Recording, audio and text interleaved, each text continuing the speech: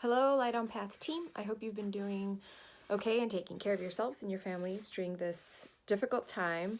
I know that remote sessions are tricky, but I think it's great that we're able to continue working. I have some ideas of things that could be helpful and would be possible to do in a remote session, and I want to share them with you. If you have resources that you have been using, that you've been enjoying, please send them my way, and I'm putting together like a master list that we can share amongst ourselves. Before I tell you about some of the thoughts that I've had, I do want to mention that of course these will be unique to each of the children you work with. None of us have really done this before. Remote sessions are not a new thing. People who work with older kiddos do this. It's difficult, I think, in early intervention, but I think it's a great learning opportunity, and it's a great chance for us to try to do parenting, parent education, and parent-guided interventions. But remember that the things I'm saying are not necessarily ones that you have to follow, but rather ideas. So please take from it what is possible for the child you work with or the children you work with. And if you find something that you found to work, please go ahead and share it with me, or share it with us, or share it with your colleagues. It might be something that helps others. So one idea I have is working on gross motor imitation, having the child follow along with certain body movements. I think that it would be a really good way to get them up and moving. It would be a really good way to get parents involved. Parents can help you with prompting for this. So you could have, for instance, have the child, okay, we're going to touch the sky, hands up to the sky, and we're going to turn to the side. You're essentially going to create a stretching session for your client.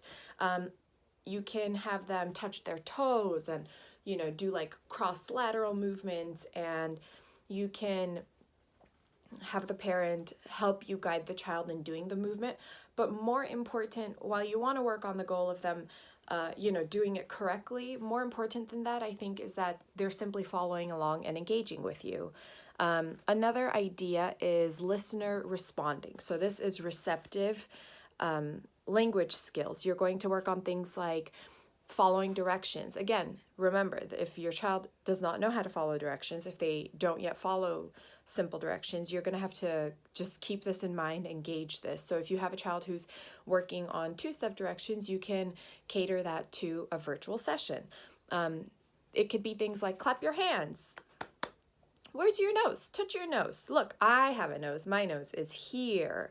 I have a mouth. And look, I have big teeth. Do you have teeth? So you're just using the same strategies you would do in a session, and you could, get close to the camera, stay further back, and show different body parts. Look, I have an elbow, and my elbow can touch my head.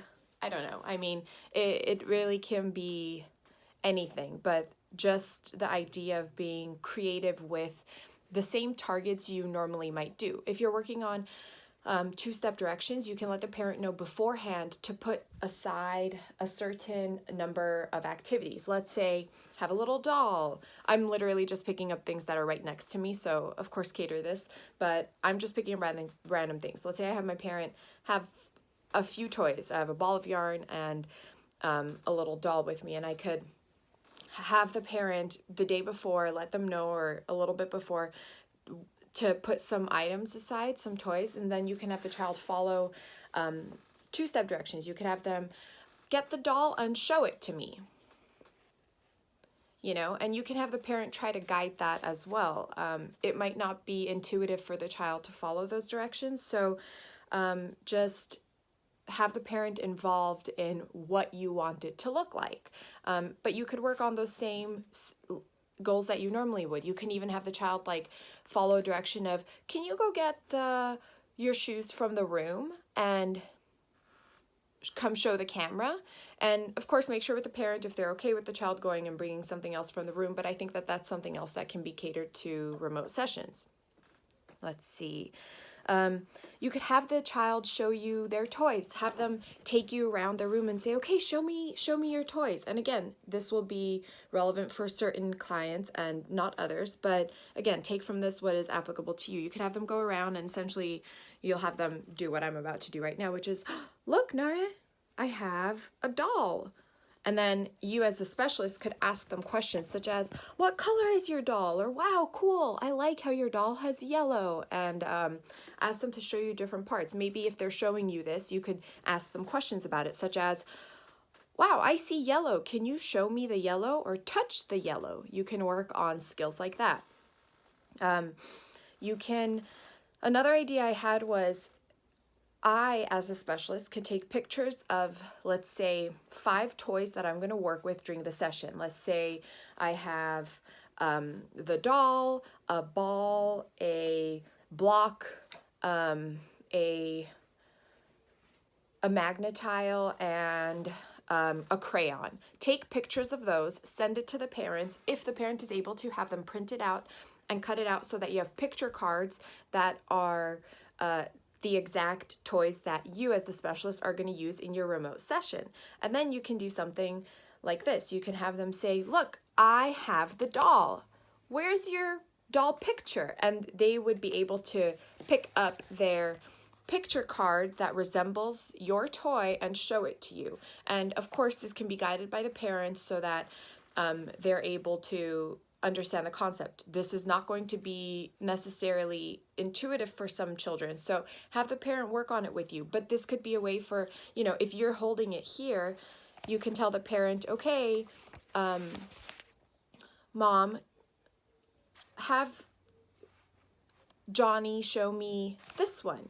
Can you, and the parent from their end can point to the screen, show this picture of the doll on the screen, and you can hold it here so that they have a chance to actually look at it, and then the parent can guide matching between this picture and the one they have. The parent can even make it easier if they have access to more than one phone, or if they have an iPad and a phone. If your session is on one phone and they don't want to print it out, maybe they could have the pictures on their cell phone and just match like if this is another phone, I can match the picture I'm showing them here, let's say, that the specialist is showing, to something on a phone. Maybe the child can just like click between them.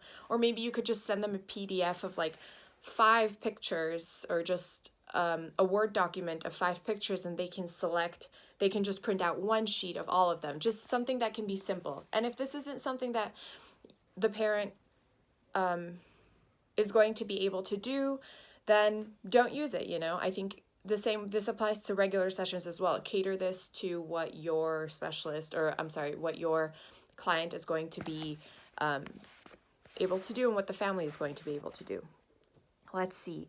So we talked about having the kiddo show you things in their room. Kids love showing the toys they have. Ask them, say, okay, Johnny, show me your bed. Where's your bed? Do you have a toy there? Can you show me the toy on your bed? I see a picture. What's that? Can you show me the picture on your wall? And you're working on joint attention skills there. You're working on social emotional goals. And similarly, you can take them around and you can say, okay, look, I have a picture. Look, there's a picture of a dog. Look. And you can show them the different parts of the picture. You could say, look, there's a leaf and the dog has eyes. You could point to the eyes and share things that are in your environment with your client and have them imitated on their end. And you can have the parent facilitate this. Maybe if the child is unable to, the parent can show you something.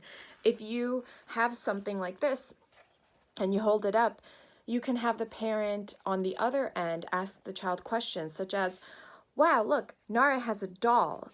Johnny, can you point to the doll's eyes? And the child can, try to point to the doll's eyes from their end. And so don't be like quick with items you show them. Make sure you give them time to look at it. Let me grab a book really quick. Same thing with a book. If you guys are going to read a book together, make sure you give them ample time to look at the book when you present it. So if I'm showing it, I see a chick. The chick is yellow. Touch the yellow chick. And you can't see if they've touched it or not, but the parent can see. And what's more important is that they're engaging with you and that they remain in the session, which is this interaction over a device with you as the specialist.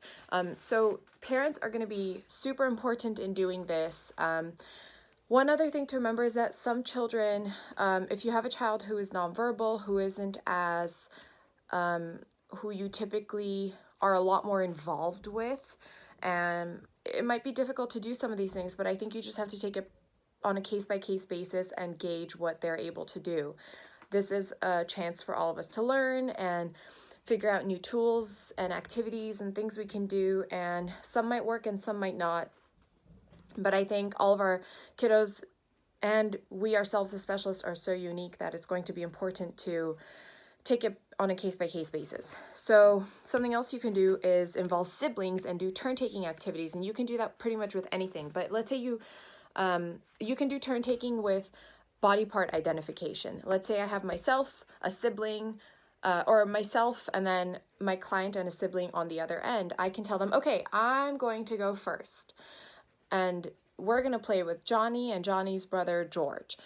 I'm going to go first. I'm going to touch my nose. Look, you guys, here is my nose. Johnny, where's your nose? And Johnny can take a turn, and then George can take a turn. So siblings are also super helpful, and they can help you facilitate turn-taking activities. You can have a book, and you could have them show you a book, and you could, if they show you a book, you can have them point to different things on it and show you different things. Again, remember, if you're showing them a book, you don't even necessarily need to say something about it. If you can present it to them and have the parent ask them questions. You could show them something like this and have the parent facilitate asking questions like, where's the yellow chick? Can you show me the yellow chick? And the child on their end can be pointing to the chick, and the parent can facilitate that. So I think books would be an easy and helpful thing to use. Again, trial and error. And make sure you're being as creative as you can with these things, and you're being really vocal, and that you're not, and that you have a lot of change in the tone of your voice, and make it exciting. Remember that kids have access to their phones regularly. There's like TV and YouTube and all these different things they can see. So what's different that you're providing? That's important. You are special. You are their friend who they already know. So what is unique about the service you're providing in them and what you can show them? That's something to keep in mind. Something I think would be cool is a sensory bag, which we do, but you can have a bag of things that have different scents. I think scents are often something we don't use with kids, but I have found that that's something I do with my clients and they like. I'll open my purse up and just show my lip balm and different things I have, and we'll just try sniffing things, like smelling different things. And I think it's a really cool sensory experience. Of course, the parent will have to put this together, and you're going to have to make sure, like if it's lotion or something, that if the parent doesn't want the child to put it on their skin, to make sure that they're supervising the child, and also that they should be supervising this regardless. But if they don't want the child, let's say, if they put an essential oil and they don't want the child to smell that, then it shouldn't be in there. Or if they don't want the child to accidentally like put it on themselves, they shouldn't include it. But it could be something like a lotion, a soap, a lip balm, something that, it can even be like the child's own shampoo or toothpaste. Toothpaste has a scent, you know, so you could just have a bag of a few different smells and like practice smelling. And to make it more exciting, if you have children who like toys or puppets, you can have a puppet or a toy and say like, oh, look, this smells good. Do you want to smell it, doll? Sure, I do. And have the doll smell it. And so you can make it more interactive so that it's not even just you necessarily, but you're engaging something else. I know I have kiddos who like puppets, and so I'll use a puppet to I have an owl puppet, and I might say like, this smells good, owl puppet, do you want to try it? Sure, I'll smell it too. And then have the puppet smell it, and it just makes it a fun thing. You can make a sock puppet. That's another idea. You can just stick a sock on your hand. if you have a white sock or something, you can draw googly or just eyes on it, and that way it's simple and accessible. If you don't have googly eyes, you can just draw them, and you can have the parent do the same thing. And that would be a really cool thing that the child can do with you. I could say, okay, look, Johnny, we're gonna make a sock puppet. And so I can take a sock and have the parent prep this beforehand, just a sock and a Sharpie, let's say, and I'll put the sock on, and then you could draw eyes on it and say, look, hello, how are you? And I know it's silly and it's just a sock, but I'm sure that a lot of kiddos will find that exciting, and the fact that they're doing the same thing as you will make it really engaging. If you play an instrument, engage your kids with it. Play them a song. If you happen to have a piano, for instance, even if you don't play the piano, you can make it very basic and just do like, if you're doing nursery rhymes with them, do nursery rhymes with music, even if it's super simple. Even if you just press 2 notes, you could just do the itsy bitsy spider went up the water spout. Like, just press 2 notes. You don't even have to play the piano. But if you happen to have one, that could just be a way to make singing more engaging. If they have a piano, I know my client has a piano, you can have the parent take sticky notes of different colors, or if they don't have sticky notes, let them just color a piece of paper different colors, tape it on, like have, let's say, green, blue, red, yellow, and purple, have them put it on 5 different keys, and you can work on color identification. You could say touch red, and then they go and press the red, and maybe you can make a song out of it, and the parent can facilitate that as well. And then to make it more fun, you could have the parent change the colors up so that the key, they're playing different notes and that they're not staying on the same keys. If the child is following along well and able to, you could have them press more than 1 key at a time. You could say touch red, then blue. Touch green and yellow, and you can work on receptive. You would be, in that case, working on following directions as well as color identification. Those are receptive language goals as well as cognitive goals, which is awesome. And they're having to go and push and point to press the key, which is another thing that they're working on physically. Do stretching with them. Have them be far away from the camera yourself and have them follow along with stretches. Do jumping jacks. Have them show you around the house, but you can ask them questions. Say, show me something that's a circle, or show me a ball. Do you have a toy ball? And have them show you around. Or you could say, look, I have a rectangle picture. Do you have something that's a rectangle? And if a rectangle is too hard, call it a square, or don't call it, or you could even just say, do you have a star? Is there a star in your house? And I have kiddos who, I have a little girl who has a wand that's a star, and I can imagine that if I asked her, she would go and look for it. Or I might show a stuffed animal I have and say, look, I have a bear. Do you have an animal? And have them show you that. Let's see. You can work on songs, fill in nursery rhymes. The itsy bitsy spider went up the water, and have them finish. And the parent can do it on the other end with them. So the parent would kind of be your learner in this case too. They would be the one filling in the word with their child. You can engage in pretend play, sociodramatic play. If your children do pretend play, if the child you work with engages in pretend play, you can have a character on your end and they can hold something on their end. You can let the parent know to prep something beforehand so that they're not just freely accessing everything. And you can say, oh, hello, Johnny, how are you? And maybe they engage in pretend play from the other side with you. You can do peekaboo if you have really young kids, or even if you don't have young kids, you could just get away from the screen. Peekaboo, it's fun. It's weird to be doing it on a phone, but that makes it fun, and it's cool to I think you can even just cover your camera with your finger and do it. And you can work on something like having them say ready, set, go. I have kiddos who were very limited in their language skills, but they would say go, and we'd work at home on ready, set, go. And I let's say bounce them or throw them in the air, or we'd kick a ball on go. And you can do the same thing by covering the screen and having them do ready, set. And when they say go, you can open it. Go! woo, and you can do like pretend high fives. Make sure you're super excited and vocal in the way that you talk, and you give them verbal praise. Wow, good job. Oh my gosh, you did an awesome job. And vary your praise so that it's not consistent and that you're not using the same language repeatedly. If you are very monotone in your voice and you're constantly just saying, good job, you did it, it's not going to be exciting. You want to be fun and exciting and engaging. That's going to make this fun for you and for your kiddos. You're giving them an experience that they couldn't otherwise get from just watching something. You're engaging with them, but on a device that they're probably quite familiar with, which is cool. You can work on tacting super easily. Look, what's this? I have a book. Cool. Do you have a book? But just work on simple tacting, which is tacting refers to labeling. So you could just say, what's this? You did it. It is a zebra. Good job. How about this one? What do you see? Chick. It's a chick. You're right. You could do that with a book. You can do that with picture cards. You can do that with toys and objects. And it would be really easy to do it with the same toys they're already familiar with. Use items that they've played with in sessions with you so that they have an idea. If you have a child who is nonverbal, but they really like lights, for instance, you know, those balls that you like bounce and they light up, maybe you can play with lights with them like that. Share different sounds with them, and maybe the sound is just, you know, show them different sounds that they can hear.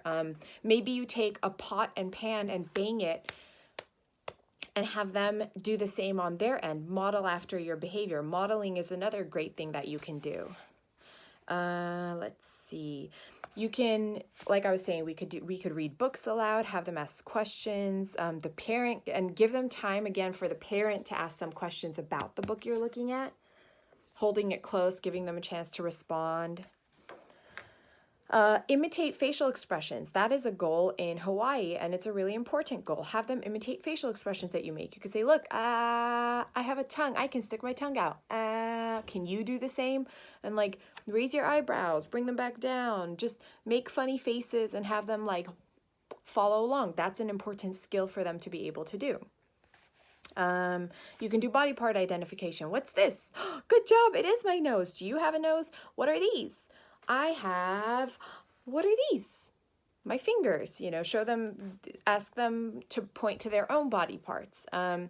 Something else, if you can have them guide drawing. So I have a little girl who loves to tell me what to draw. And I like to draw, but I don't always draw well, especially when it's on the spot and quickly in session. So what you could do is she'll tell me, draw Baba, her dad, for instance. And so I'll just do, there's Baba. Oh, look, Baba is smiling. And here is Nare. And we can draw the baby, you know, just draw like different people. What else can we draw? Should we draw a tree or a sun? Give them questions and keep the language minimal. Give them choices between things. Cool, you want a sun? Look, here is the sun. Wow, look at that. And then at the end of your session, you can take a clear picture of it from your phone and send it to the mom. And that way maybe the mama can print it out and they'll have the picture that they just helped you draw by giving you ideas at home. And they'll have it for themselves, which would be a really cool thing. You can give the parent some information on, you know, use opportunity for parent training. Talk about reinforcement, for instance. One thing that's going to be important in this situation is that parents are going to be reinforcing their kids from the other end. Because you're not there and you can only give verbal praise, the parents are going to need to be giving praise to the kiddos. So we want them to vary that praise. They can't just say, good job, Johnny, you did it. Wow, Johnny, you did it. We want them to vary that praise. Give them high fives while they're giving verbal praise and give them variations on things they can say. I will give you guys a resource of varying verbal praise when you're giving reinforcement that you can share with your parents, and it would be good for all of us to look at anyway. And I will keep thinking of ideas, and I'll try to think up some more things and provide it to you. I hope that this was helpful. I know that some of this might seem very simple and you're probably doing it anyway, but I think that sometimes it's nice to just hear differing ideas. So I hope that this was useful in some way, and I hope that you guys have a great day with your sessions, and I will keep trying to provide resources as I find them. Bye, everybody.